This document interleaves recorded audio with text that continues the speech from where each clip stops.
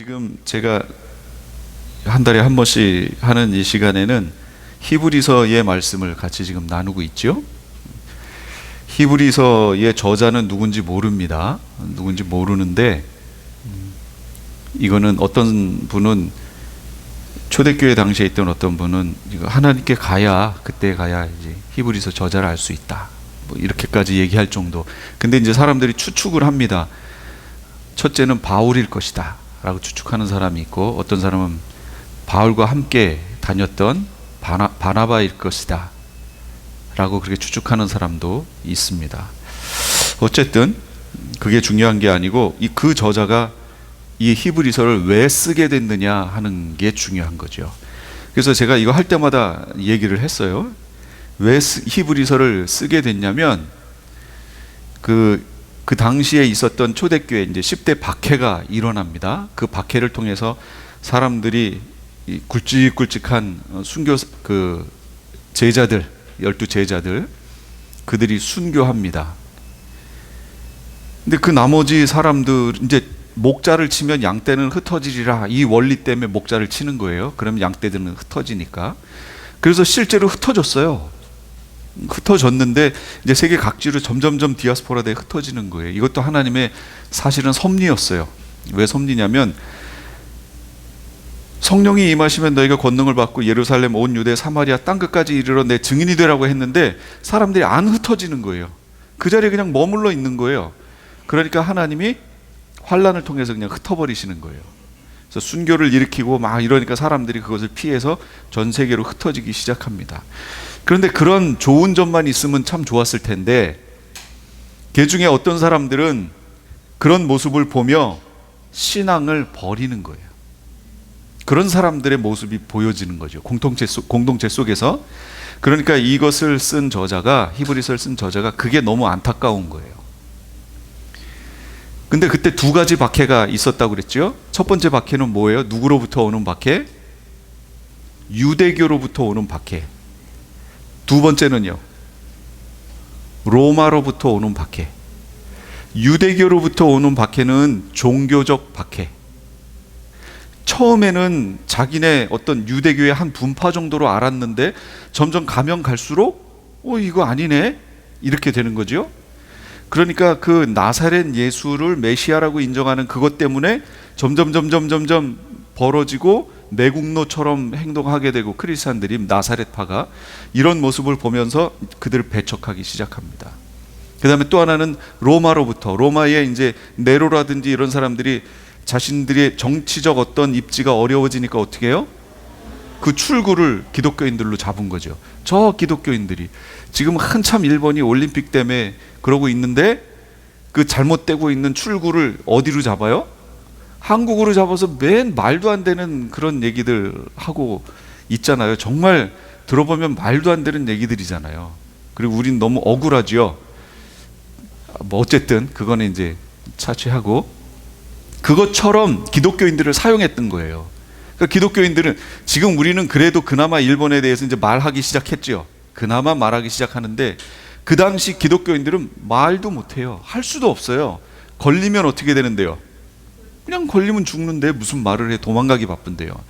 그래서 카타콤에 들어가서 숨어 지내고 이런 일들을 하는 거예요. 그 중에는 살기 위해서 신앙을 버리는 이들도 생겼는데 다른 거 버릴 거 아무것도 없어요. 딱 하나만 버리면 돼요. 예수 그리스도.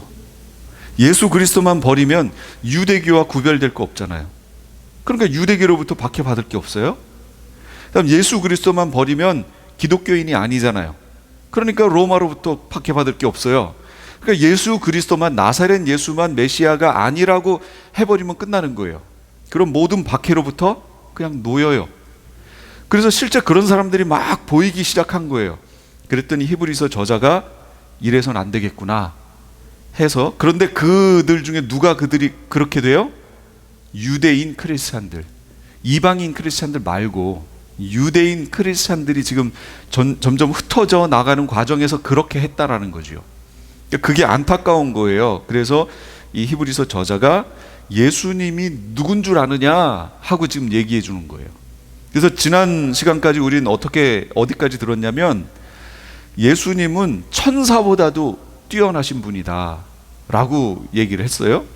왜냐하면 그때 사람들이 천사 숭배 사상이 있었거든요. 그래서 예수님을 천사보다 못하다 이렇게 생각을 하고 있었어요. 왜냐하면 그 당시에 영지주의라는 것도 지금 또 막 퍼지고 있는 단계라서 이게 사상적으로도 신앙적 빛깔로도 여러 가지가 막 지금 막 짬뽕 되어지는 그런 시기예요. 그러니까 영지주의는 뭐예요? 영적인 지식, 그러니까 영적인 체험, 영적인 지식을 가지면, 그러니까 영적인 지식을 가졌다는 건 영적인 체험을 했다 이걸 얘기하는 거예요. 지금 식으로 얘기하면 방언을 받았든지 아니면 영적으로 어떤 은사를 받았든지 영적으로 어떤 아주 환상적인 뭘 체험했다든지 그런 걸 얘기하는 거예요. 그런 게 있어야 구원 얻는 거다라고 얘기하는 거예요. 한마디로 지금 기독교 안에서 적용될 때는. 영지주의는 기독교가 아니에요. 원래 일반 그 철학적 사조인데 이게 그 당시에 막 성행하면서 기독교 안으로 그게 들어오면서 영적인 지식이 이렇게 기독교 안에 성령 체험과 연결돼서 나온 거예요. 근데 지금도 이 분파들이 있어요. 기독교계에. 그래서 무슨 성령을 체험해야 구원을 얻는 것이다 이런 식으로 영지주의의 한 분파라고 할 수 있는 거예요. 그걸 영지, 영적인 지식이라고 얘기해요. 체험한 것이 아는 거다. 그 영지인 거예요. 이런 것들이 있으니까 신령한 뭔가에 대한 사람들이 추구하는 이런 게 있다고요. 그러다 보니 천사 숭배 사상이 생겨나는 거죠. 그 천사는 신령한 존재잖아요. 그런데 예수님은 육체를 입고 이 땅에 오신 분이죠. 그러니까 천사랑 자꾸 비교를 하는 거예요. 천사보다 못하다. 그러니까 신앙을 자꾸 버리게 되는 거죠. 그런 사상들이 많아지니까. 가뜩이나 이 예수님, 나사렛 예수라는 분 때문에 고통을 당하는데 이런 얘기들을 자꾸 듣다 보니 아, 그분은 구세주가 아니구나, 메시아가 아니구나, 이런 식의 대응이 나타나는 거예요. 그러면 예수님은 왜 이렇게 천사보다 못하신, 실제로 못해요. 성경에도 천사보다 못하다라고 얘기했어요. 뭐냐면 우리 시편에 보면 우리 사람을, 인자를, 사람을 천사보다 못하다라고 표현했어요. 그런데 그 성경 구절을 가져와서 지난번에 우리 들었죠. 천사보다 못한 그 사람으로 신이신 분이, 천지를 만드신 분이 왜 천사보다 못한 사람의 모습으로 오셨냐 그 얘기예요. 오늘은 그걸 비하라고 얘기하는 거예요. 비하. 그럼 왜 그렇게 오셨느냐라는 거죠. 첫째는 대신 죽음을 맛보기 위해서 오셨어요. 대신 죽음을 맛보기 위하여 천사보다 못한 존재로 우리 가운데 오신 거예요. 우리 저번에 이런 거 얘기했죠? 세 가지 관계, 우리가 갖고 있는 세 가지의 관계. 첫째, 하나님께 대해서는 대신 관계, 사람끼리는 대인 관계, 피조물, 물질 세계에 대해서는 대물 관계. 이 각각에 대해서 우리가 어떤 마음으로 접근해야 되는지 얘기했어요. 대신 관계에 대해서는 우리가 어떻게 접근해야 돼요? 어떤 마음으로? 우리가 하나님을 어떻게 해야 돼요? 예배해야죠. 경배해야죠. 그러니까 경배자인 거죠. 대신 관계에 있어서는. 근데 대인 관계에 있어서는 어떻게 해야 돼요?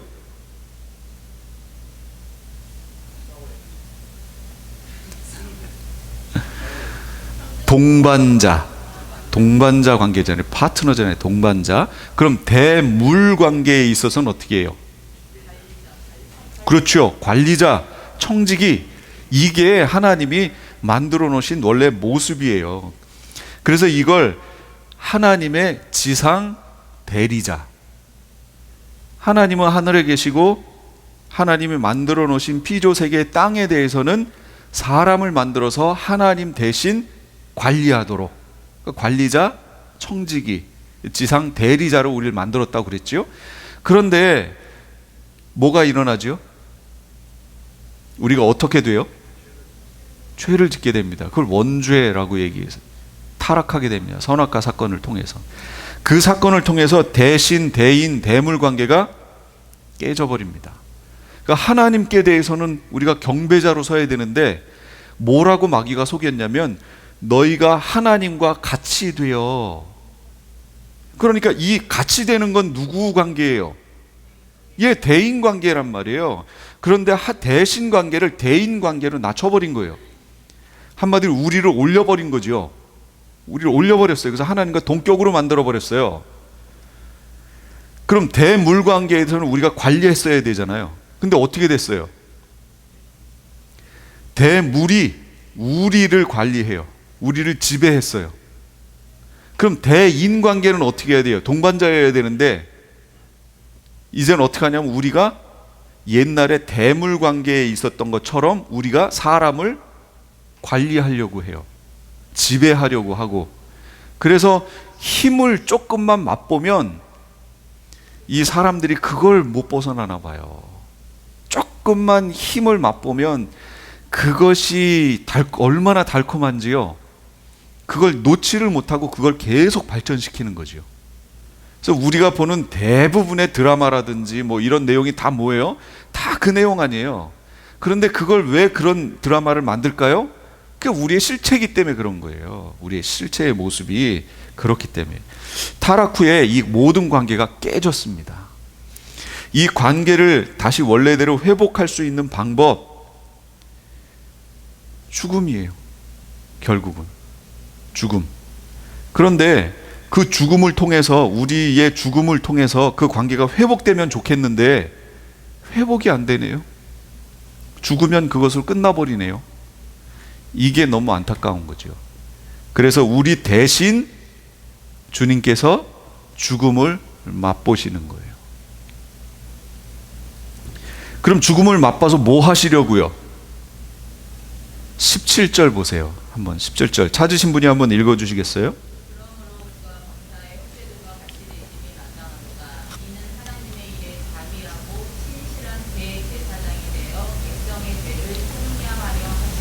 예, 백성의 죄를 속량하시려고. 그러니까 왜 죽음을 맛보려고 하셨어요?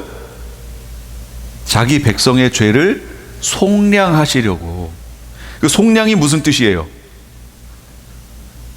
속량의 정확한 뜻이 뭐예요? 속량은 어떤 사람이 값을 지불하고 노예를 사요. 어떤 사람의 노예를 값을 지불하고 사요. 그래서 산 후에 이 노예를 놓아주는 거예요. 이게 속량이에요. 속량의 뜻이에요. 그러니까 예수님이 죄의 삭은 사망이잖아요. 사망이라는 값을 지불하고, 예수님이 대신 지불하고 우리를 놓아주는 거예요. 이게 속량이라고요. 그러니까 예수님이 왜 대신 죽음을 맛보려고 하셨는지 아시겠죠? 대신 죽음을 맛보시고 하나님의 백성의 죄를 속량하시려고. 그래야 우리가 원래대로 회복될 거 아니에요. 갈라디아서에도 보면 그리스도께서 하나님 곧 우리 아버지의 뜻을 따라 이 악한 세대에서 우리를 건지시려고 우리 죄를 위하여 자기 몸을 들이셨으니. 예수님이 왜 천사보다 못한 위치로 오셨죠? 잘 생각해 보세요. 이게 가능한가? 여기 계신 분들은 가능한가 보세요. 조금 전까지만 해도 천사는 뭐였어요? 예수님의 종이었잖아요. 예수님을 섬기는 종이잖아요. 근데 종의 밑으로 들어갈 수 있나요?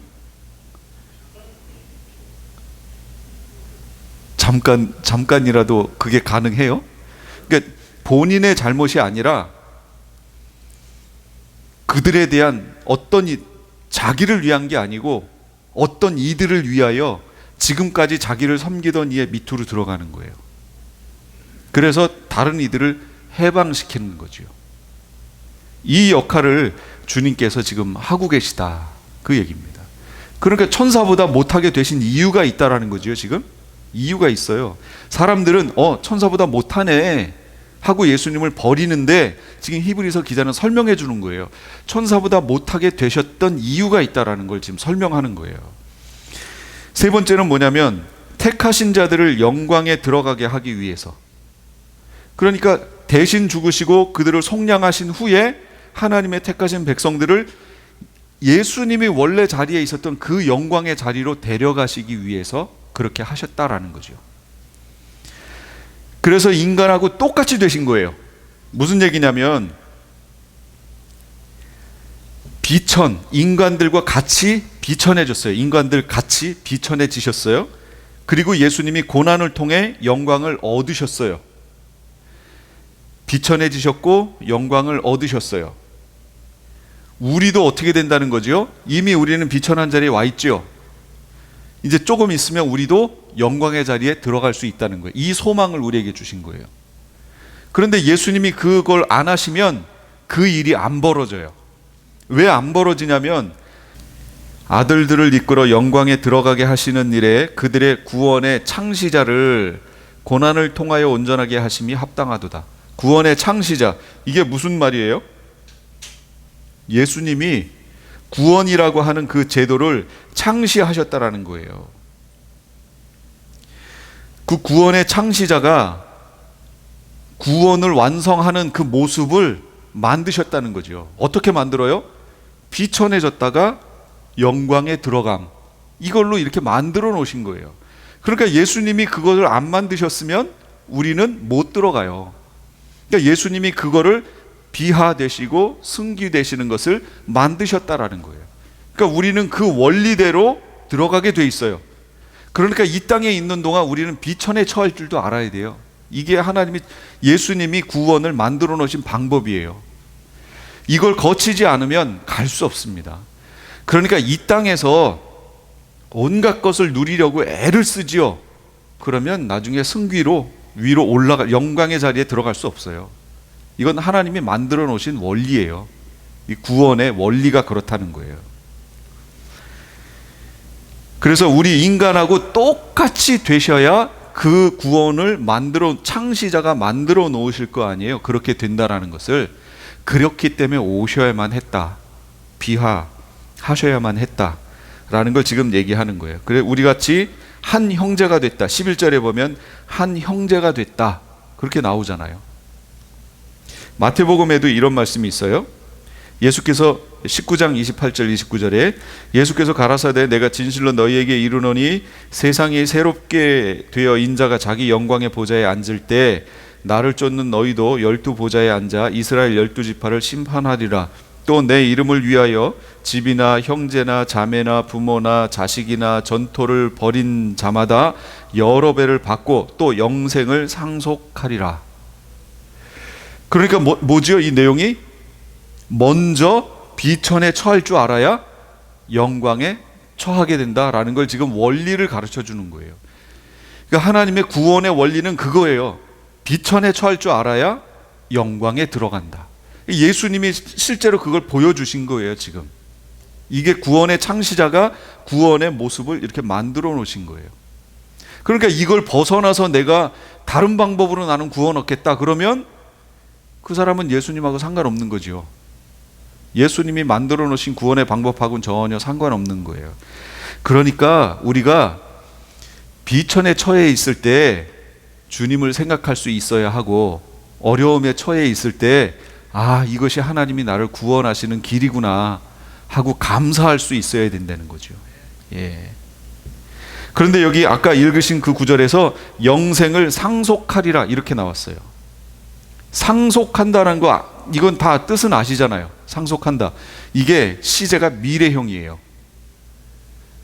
유업을 받게 될 것이다, 아버지의 것을 유산을 받게 될 것이다, 미래형으로 되어 있어요. 이렇게 거쳐야 그렇게 될 것이다. 그 다음에 예수님이 또 비천에 처하신, 비하하신 그 이유 네 번째, 시험받는 자들을 도우시기 위해서. 18절에 자기가 시험을 받아 고난을 당하셨은즉 시험받는 자들을 능히 도우시느니라. 그러니까 우리가 예수님께 대해서 오해를 하는 게 하나가 있습니다. 그건 뭐냐면 예수님은 신이니까 인간의 고통이나 유혹이나 괴로움 뭐 이런 거 모르실 거야. 하나님은 신이니까 이런 거 다 모르실 거야. 직접 경험 안 해보셨으니. 어떤 사람들은 그렇게 원망하면서 하나님께 대들기도 합니다. 그러나 예수님은요, 친히 모든 걸 다 경험하셨어요. 그러니까 우리 인간이 느낄 수 있는 모든 것을 다 경험하셨다고요. 성적인 거 예수님이 모르실까요? 아시죠? 똑같이 아시죠? 물욕, 물질에 대한 욕심, 그 마음 예수님이 모르실까요? 그거 다 경험하셨다니까요. 이 땅에 계실 때. 아, 인간들이 이렇게 이런 것들을 경험하는구나. 몫으로 일하면서 그 물건 잘못 만들면 사람들 와가지고 뭐라고 막 따지고 그랬을 거 아니에요. 우리 집 사이즈가 이건데 분명히 이건 줄 알고 갔으면서 왜 이렇게 해왔냐, 뭐 이런 사람들이 있었을 거 아니에요. 일하면서 느끼는 그런 것들 다 느끼셨다고요. 그 예수님이라고 뭐 일하시면서 그냥 얌전하게만 그냥 그렇게 하셨겠어요? 그런 모든 것들, 상대방으로부터 오는 것들 다 느끼셨을 거라고요. 그러나 성경은 뭐라고 하냐면 죄는 짓지 않으셨다 이렇게 얘기해요. 그게 어디 있냐면 히브리서 4장 15절에 있어요. 우리에게 있는 대제사장은 우리의 연약함을 체휼하지 아니하는 자가 아니요 모든 일에 우리와 한결같이 시험을 받은 자로 돼 죄는 없으시니라 이렇게 얘기하세요. 여기서 체휼하지 아니하시는 자가 아니요. 아니 왜 이렇게 어렵게 써놨는지 모르겠어요. 체휼한다는 것은 동정한다 그 얘기예요. 동정한다. 그러니까 우리에게 있는 대제사장은 우리의 연약함을 동정하지 아니하는 자가 아니요. 그러니까 두 번 부정이니까 강한 긍정이지요. 뭐예요? 우리의 연약함을 강력하게 동정하시는 분이요. 그런 얘기예요. 우리의 연약함을 아주 강력하게 동정하시는 분이요. 모든 일에 우리와 한결같이 시험을 받은 분이로되 죄는 없으시니라. 그런 분이에요. 같아져야 그걸 알 수 있어요. 같아져야. 제가 예전에 한번 얘기했나요? 저희 교회에 제 친구의 동생이, 남동생이 암이었나? 뭐 때문에 죽었어요. 어렸을 때. 그래서 그 친구가 이제 청년 때 같이 고등부 때 청년 때 같이 신앙생활 했는데 동생이 죽었어요. 그러니 얼마나 그 나이 먹어서도 아니고 지금 그 어린 나이에 학생인데 죽었으니 얼마나 마음이 안타까워요. 아니 근데 이제 청년 때인데 얼마 있다가 다른 친구의 동생이 또 그런 상황에 놓였네요. 근데 저는 뭐라고 위로를 해줘야 될지 모르겠는 거예요. 와, 이걸 어떻게 위로를 해줘야 되지? 그래서 제가 하나님이 지혜를 딱 주셨어요. 아, 그렇지. 해가지고 그 친구를 먼저 동생을 잃었던 그 친구가 갑자기 생각나더라고요. 그래서 그 친구한테 그랬어요. 내가 저 친구한테 얘기를 좀 위로를 해야 되겠는데 어떻게 내가 위로를 해야 될지 모르겠다. 근데 너는 위로할 수 있을 것 같아 라고 얘기했죠. 왜냐면 경험했으니까. 먼저 경험했기 때문에. 그래서 네가 좀 위로해 줬으면 좋겠다. 그러니까 무슨 얘기인지 알았어 라고 얘기하더라고요. 그래서 가서 위로를 했는지 안 했는지 모르겠어요. 제가 얘기를 했으니까 자기가 하겠다고 했으니까 했겠죠. 무슨 얘기인가요? 우리의 연약함, 우리의 어려움, 고통 이런 거 예수님이 왜 위로하실 수 있죠? 아시니까. 여러분 어떤 사람이 관계 속에서 깨어짐, 헤어짐이라는 걸 경험했어요? 그러면서 예수님께 항변을 하는 거예요. 예수님은 한 번도 이런 헤어짐을 경험하신 적이 없죠? 그러니까 제 마음을 아실 수가 없을 거예요. 예수님은 뭐라고 대답하실까요? 예수님이 정말 이 헤어짐을 경험 안 하셨을까요? 예수님은요, 우리가 생각하는 그 헤어짐은 비교도 안 되는 헤어짐을 경험하셨습니다. 십자가상에서 뭐라고 하셨어요? 나의 하나님, 나의 하나님, 어찌하여 나를 버리시나이까? 여러분, 이 말은요, 왜 우리 선곡하면은 나의 하나님, 나의 하나님 뭐 이러면서 얘기하는데요, 그게 아니에요. 그 느낌이 아니에요. 이건 평생, 우리에게는 평생이지요. 예수님께는 창세 전부터 함께 하셨던 삼위일체 하나님, 그 관계, 깨지지 않던 그 관계가 그 순간에 그 외침을 통해 깨지는 순간이었어요. 그래서 예수님이 나의 하나님 어찌하여 나를 버리시나이까요. 이게 관계가 깨지는 순간이에요. 이건 예수님께는 아주 처절한 정말 헤어짐의 그 순간의 고통을 지금 표현한 내용이에요. 우리가 사랑하는 사람 잠시 잃고 막 이러는 이거랑은 비교가 안 됩니다. 예수님은 평생이에요. 평생 여태까지 그 관계가 자신의 죄 때문이 아닌 다른 죄로 인하여 다른 요인에 의하여 그 관계가 깨어지는 그 순간을 맛보시는 순간이었다는 거죠. 그래서 미리 경험하시기 때문에 우리를 지금 위로하실 수 있다. 마지막으로 5번째, 왜 비하에 처할 수밖에 없었느냐? 마귀를 멸망시키기 위해서 그렇습니다. 14절에 보시면 자녀들은 혈육에 함께 속하였음에 그도 또한 한 모양으로 혈육에 함께 속하심은 사망으로 말미암아 사망의 세력을 잡은 자 곧 마귀를 없이 하시며, 마귀를 없이 하시려고 그러신 거예요. 그럼 지금 마귀가 없어졌나요? 안 없어졌어요. 대신 우리는 요한일서 3장 8절 보시면 죄를 짓는 자는 마귀에게 속하나니 마귀는 처음부터 범죄함이니라. 하나님의 아들이 나타나신 것은 마귀의 일을 멸하려 하심이니라. 뭐예요? 마귀의 일을 멸하려 하심이라. 또 이쪽에서는 마귀 자체를 멸하시려고 하신 것이다. 그런데 지금 마귀는 여전히 있어요. 마귀의 일도 여전히 지금 존재하고 있어요. 그래서 지금 여기에 뭐라고 얘기하는 거냐면 2장 8절 보세요.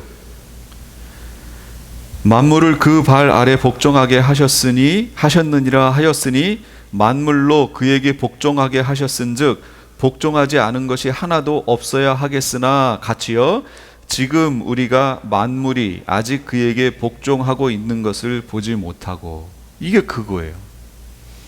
그 일을 위해서 예수님이 오셨대잖아요. 오셨는데 아직 만물이 그에게 복종하는 걸 지금 못 본다는 거예요. 그러면 예수님은 지금 어디 계신 거예요? 하나님 우편에. 실제로 마귀가 발등상 될 때까지, 밟아버릴 때까지 하나님 우편에 계시고, 그 일은 그럼 누가 하시는 거예요? 성부 하나님이, 성령 하나님을 통하여 지금 이 땅에서 하고 계신 거지요. 그래서 우리가 주기도문 하잖아요. 뜻이 하늘에서 이루어진 것 같이 땅에서도 이루어지기를 바랍니다 라고 기도하잖아요. 하나님은 기도를 통해서 모든 일을 다 하신다니까요. 기도가 없으면 하나님은 하시지 않아요. 그 일을 우리가 이렇게 된다는 것을 알아도 그 일을 위해서 기도해야 그 일을 하십니다. 그러니까 하나님이 우리를 구원하신다, 하나님이 예를 들면 교회에 대해서 어떠한 계획을 가지고 계시다라고 만약에 우리에게 가르쳐 주셨다고 쳐요.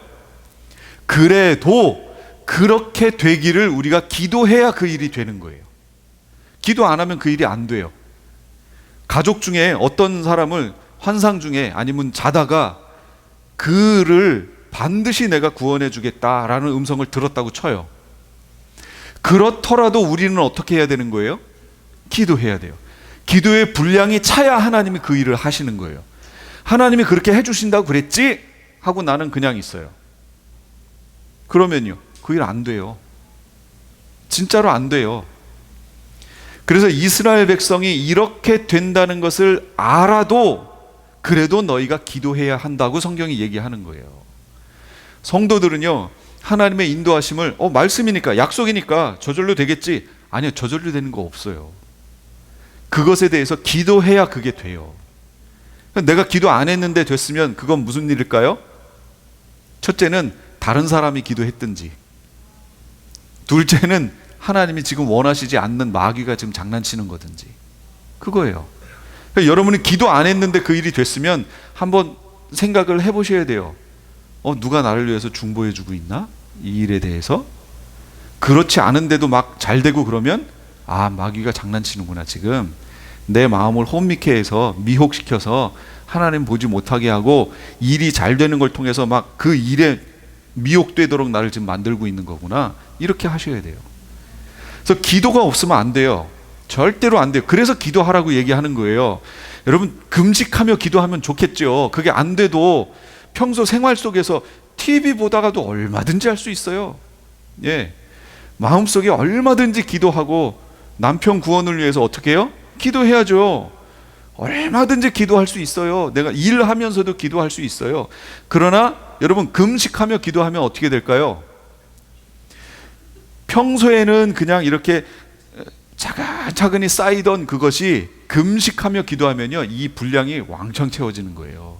그래서 금식 기도가 되게 중요한 거예요.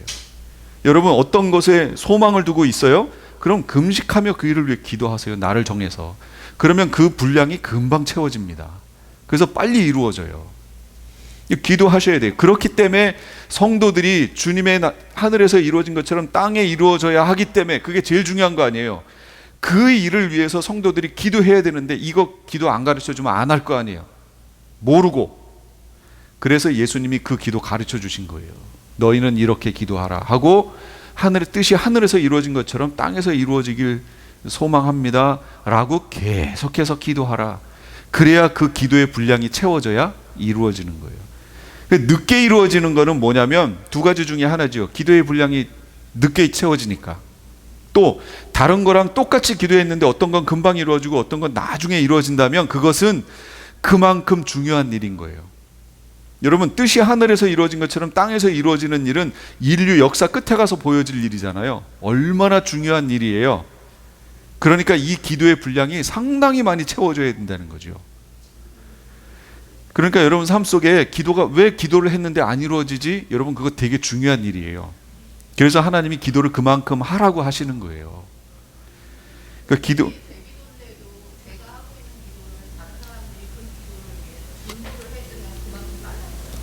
당연하죠. 네. 그래서 중보 기도하라는 거예요. 그래서 빌립보서라든지 이런 데 쭉 보세요. 위에서 기도하라고, 그리고 특별히 무엇을 기도하냐면 성령 충만을 위해서 기도하라고 얘기하는 거예요. 서로 성도들끼리 기도하는데 성령 충만을 위해서 기도하라, 이렇게 지금 가르쳐 주는 거예요.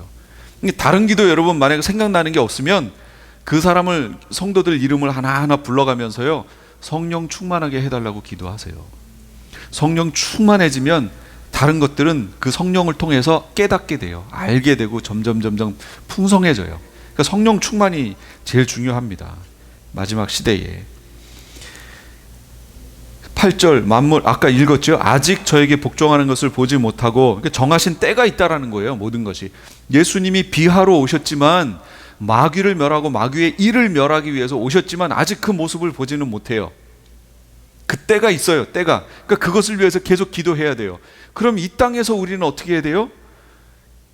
예수님이 이루어 놓으신 그것을 발판으로 삼아 성령의 나타남을 통하여 이 땅에서 마귀를 밟아버릴 수 있어요. 마귀의 하는 일을 밟아버릴 수 있어요. 그래서 예수 그리스도의 이름으로 대적하는 거 아니에요. 그게 이걸 미리 에피타이저로 맛보라고. 예수님도 죽음을 맛보러 오셨죠? 우리도 하나님의 영광을 지금 여기서 맛보라는 거예요. 예수님이 죽음을 맛보러 오셔서 영광에 들어간 것처럼 우리는 아직 영광에 못 들어갔지만 그 영광에 들어간 것을 이 땅에서 맛보라는 거예요. 그리고 거기에 소망을 두고 거길 쫓아오라는 거예요, 지금. 그래서 예수 이름으로 성령이 내 안에 와 계시고, 성령이 우리에게 감동을 주셨을 때 예수 이름으로 명령하고 예수 이름을 선포할 때 예수의 이름이 나타나고 마귀가 했던 일들이 묶이는 거예요. 지금 그걸 경험하라는 거죠. 그래서 결론입니다. 죄를 대속하시고 영광에 우리를 이르게 하시고 지금도 연약한 우리를 도우시고 계시는 예수님, 그것을 위해서 오셨어요. 천사보다 천한 몸으로 오신 이유가 그거예요. 그러면 이제 우리에게 숙제가 달린 거예요. 우리를, 성도들을 간혹 작은 예수라고 부를 때가 있지요. 무슨 얘기예요? 그리스도인이란 뜻이 뭐예요? 그리스도를 따르는 자들이란 뜻이잖아요. 그 작은 예수라는 의미가 뭐예요? 예수님을 따르는 자들이란 뜻이잖아요. 그럼 예수님도 이렇게 하셨으니 결론이에요. 우리는 어떻게 해야 할까요? 우리도 이렇게 해야죠. 우리도 나를 섬기던 종 밑으로 들어갈 수 있어야 한다라는 거죠.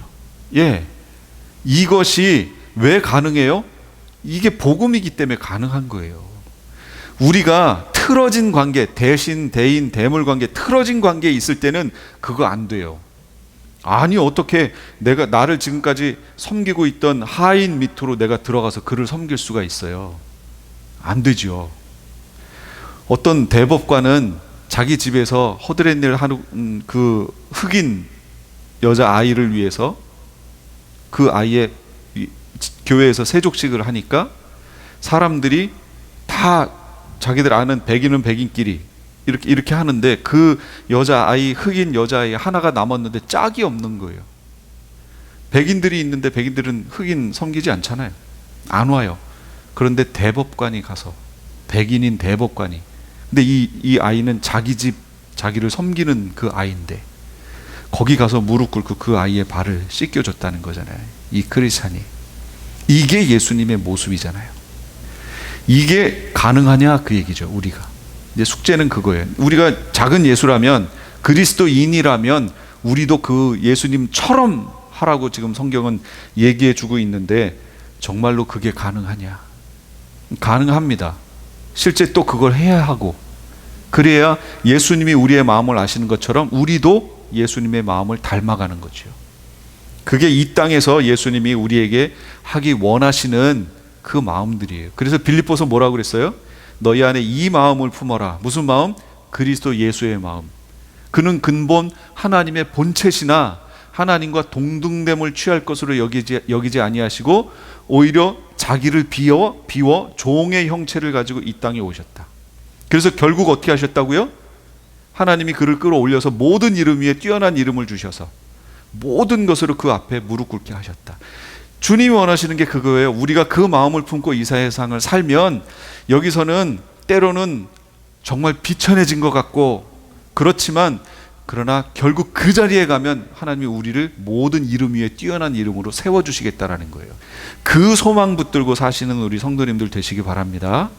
아멘. 기도하겠습니다.